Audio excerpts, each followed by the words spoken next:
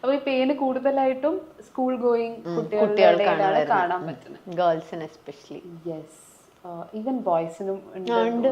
Obviously അവർ അടുത്തടുത്ത് ഇരിക്കുന്ന സമയത്ത് എന്തായാലും. സോ എന്തുകൊണ്ടാണ് അങ്ങനെ ആ ഒരു ഏജ് ഗ്രൂപ്പിൽ അത് കൂടുതലായിട്ട് കാണാൻ പറ്റുന്നത്? ഒന്ന്, എനിക്ക് തോന്നുന്നു കുട്ടികൾ ചെയ്യാൻ സമ്മതിക്കില്ല, അത് കോംബ് ചെയ്യാൻ അവർ സമ്മതിക്കില്ല. പിന്നെ ഒരാളുടെ കോംബ് ചെയ്താലും വേറൊരാളുടെ അടുത്തുനിന്ന് ഈസിലി കിട്ടും. അപ്പൊ ആ ഒരു ഏജ് ഗ്രൂപ്പിൽ കോമൺലി കാണുന്ന അതുകൊണ്ട്, അല്ലെങ്കിൽ എല്ലാവരും ഒരുമിച്ച് അത് ട്രീറ്റ് ചെയ്തിട്ട് പോകണം. പക്ഷെ ഇറ്റ്സ് ഇമ്പോസിബിൾ. എന്തായാലും കുട്ടികൾ അങ്ങോട്ടും ഇങ്ങോട്ടും നമ്മൾ കളിച്ചിട്ട് എന്തായാലും പെയിന് സ്പ്രെഡ് ആവും. പിന്നെ അതിൻ്റെ ട്രീറ്റ്മെൻറ്റ് പ്രോപ്പർലി എടുക്കുകയാണെന്നുണ്ടെങ്കിൽ അത് മെയിൻറ്റെയിൻ ചെയ്ത് പോകണം. അഗൈൻ ട്രീറ്റ്മെൻറ്റ് ചെയ്യുന്ന സമയത്ത് അത് പോവും, പക്ഷെ വീണ്ടും കോണ്ടാക്ട് വരും.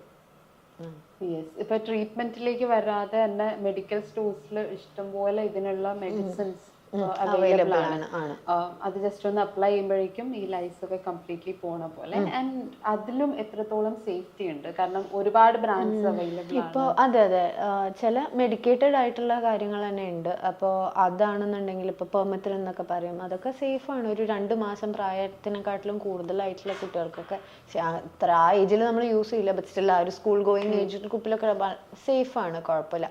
ഓൺലി തിങ് ഇസ് ദാറ്റ് ആദ്യം യൂസ് ചെയ്യുക, പിന്നെ ഒരു 10 ദിവസം കഴിഞ്ഞിട്ട് ഒന്നും കൂടെ യൂസ് ചെയ്യുക. ഈ ഈരൊക്കെ ഉണ്ടല്ലോ, ആ നെറ്റ്സ്, അത് വളർന്ന് വീണ്ടും കുഞ്ഞി പേനായി മാറും, അതിനെയും കൂടെ കൊല്ലുക എന്നുള്ള രീതിയിൽ. പിന്നെ റെഗുലർലി ആദ്യം വരാതെ നോക്കണം, അത് വീട്ടുകാരുടെ പണിയാണ്. കമ്മിങ് ടു ഹെയർ ട്രീറ്റ്മെന്റ്സ്, ഒരുപാട് അറ്റ് ഹോം സ്കാൽപ് ട്രീറ്റ്മെന്റ്സ് ഉണ്ട് അല്ലേ? അത് really effective? I don't think so. Basically അത് നമ്മളിപ്പോൾ ഉദ്ദേശിച്ചത് ഈ തൈര്, മുട്ട, അതൊക്കെയല്ലേ, അത് ഒന്നും ആ ഒരു നറിഷിങ് എന്നുള്ള രീതിയിൽ I don't think that will be beneficial. കഴിക്കണേന് കുഴപ്പമില്ല, that will be more beneficial for the hair. Okay, intake ആണ് എപ്പോഴും. Food should be taken in. പുറത്ത് തേച്ചിട്ട് വലിയ കാര്യമില്ല. ജസ്റ്റ് ലൈക്ക് നമ്മൾ ലെമൺ സ്കിന്നിൽ തേക്കുന്ന പോലെ അത് തേച്ചിട്ട് കാര്യമില്ല. ഹീറ്റ് സ്റ്റൈലിംഗ് അല്ലെങ്കിൽ കെമിക്കൽ ട്രീറ്റ്മെന്റ്സ് ഒക്കെ നമ്മളെ ഹെയറിന് ഡാമേജ് ചെയ്തു, ഹെയർ ഇസ് ഓൾറെഡി ഡാമേജ്ഡ്, അതിന് തിരിച്ച് വീണ്ടും റിപ്പയർ ചെയ്യാൻ പറ്റും? മോസ്റ്റ് ലൈക്ലി ഇല്ല. കാരണം ഓൾറെഡി ഇപ്പോൾ ഡാമേജ്ഡ് ഹെയർ ആണെന്നുണ്ടെങ്കിൽ അത് കൊഴിഞ്ഞ് പോയി, അല്ലെങ്കിൽ കട്ട് ചെയ്ത് കളഞ്ഞിട്ട് പുതിയ ഹെയർ വരുന്നതാണ് എപ്പോഴും ബെറ്റർ. അല്ലാതെ അത് കംപ്ലീറ്റ്ലി ഓൾറെഡി ഡാമേജ് ആണെങ്കിൽ റിവൈവ് ചെയ്ത് വരാൻ ഭയങ്കര പാടാണ്. Okay, how about keratin treatments? Hair കെരട്ടിനൊക്കെ അല്ലേ? സോ ഇൻ ജനറൽ പറയുകയാണെന്നുണ്ടെങ്കിൽ പല പ്രൊസീജിയേഴ്സ്, എസ്പെഷ്യലി സ്മൂത്തനിങ്, സ്ട്രൈറ്റനിങ് ഒക്കെ ഡാമേജിങ് ആണ്. ബേസിക്കലി നമുക്കൊരു ഡൈസൾഫൈഡ് ബോണ്ട് ഉണ്ട്, 2 സൾഫർ തമ്മിലുള്ളൊരു ബോണ്ട്. ആ ബോണ്ട് ബ്രേക്ക് ആകുമ്പോഴാണ് നമ്മുടെ ടെക്സ്ചർ മാറുന്നത്. അപ്പോൾ ഒരു കേളി ഹെയർ എന്നുള്ളതാണ് ഇത് സ്ട്രൈറ്റ് ആവുന്നത്. So it does cause a lot of damage to that particular hair strand also. And മറ്റുള്ള കുറേ വേറെ പുതിയ കുറേ കാര്യങ്ങളുണ്ട്, നാനോപ്ലാസ്റ്റിയ, സിസ്റ്റീൻ, ബോട്ടോക്സ് എന്നൊക്കെ വെച്ചിട്ടുള്ള കുറേ പുതിയ കാര്യങ്ങളുണ്ട്. അതിലാണെന്നുണ്ടെങ്കിലും those ingredients contain something called ഗ്ലാക്സിലേറ്റ്.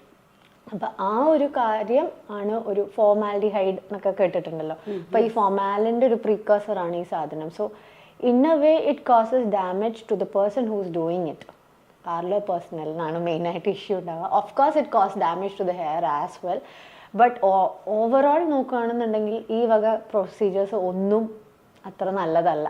പിന്നെയും കമ്പാരിറ്റീവ്ലി ബാക്കിയുള്ള ഈ ഒരു ബൊട്ടോക്സ്, ഹെയർ ബൊട്ടോക്സ്, ഓക്കെ, അങ്ങനത്തെ ഉള്ളത് കാര്യമാണെങ്കിൽ പിന്നെയും ഭേദമാണെന്നേ ഉള്ളൂ. But still overall it's bad. ഏതാണ് ബാഡിൽ വേഴ്സ് എന്നുള്ളൊരു കാറ്റഗറി വേണമെങ്കിൽ കൊടുക്കാം എന്നുള്ളതേ ഉള്ളൂ.